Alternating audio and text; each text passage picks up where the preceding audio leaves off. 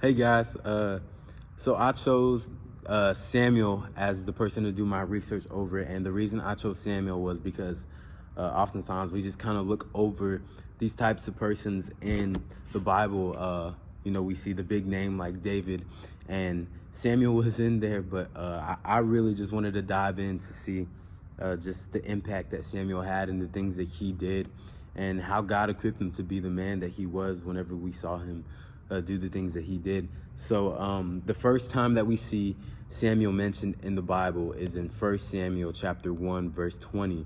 It says, "So in the course of time, Hannah became pregnant and gave birth to a son. She named him Samuel, saying, 'Because I asked the Lord for him.'"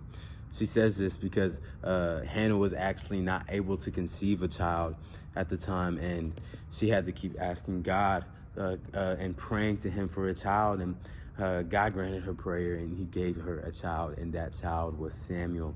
So we see Samuel grow up, and once he becomes able to, he becomes a priest and a prophet over the nation of Israel. And man, in the times that he was in, it was during the times of judges and the monarchy, and Samuel was just a man truly that feared God, and he had such a great influence over the people of Israel once he was able to step in, because of his faith and because of his abilities to just hear from God.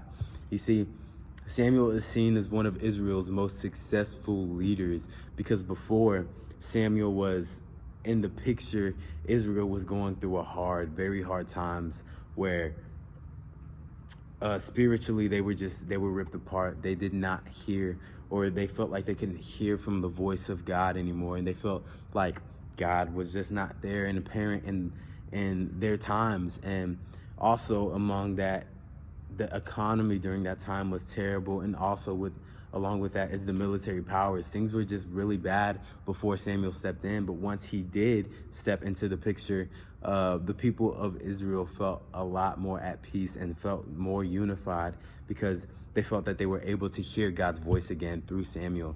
So he was just a really big name, and had great influence over the people of Israel. And we see that even throughout his life, and as he continues to get older, that he was still a man who was always listening to the voice of God.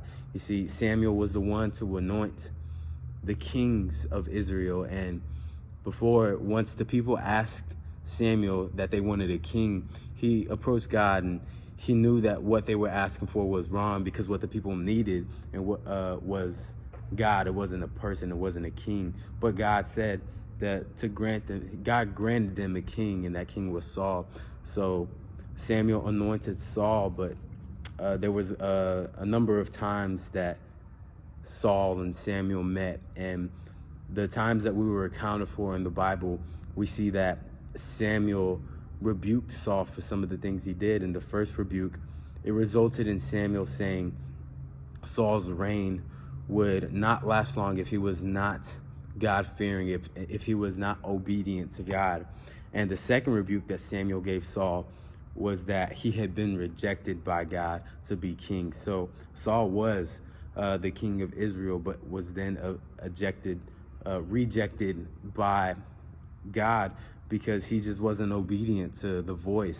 So then we see Samuel anoint a man after God's own heart. That's who we know as David. So Samuel just played a really big role in those things, and we see that in his life he had such a legacy of being obedient and just being able to hear God's voice clearly. And yeah, so Samuel, a great person in the Bible, one to definitely look after, to see just how we can be in tune with God's voice and how we be obedient with that.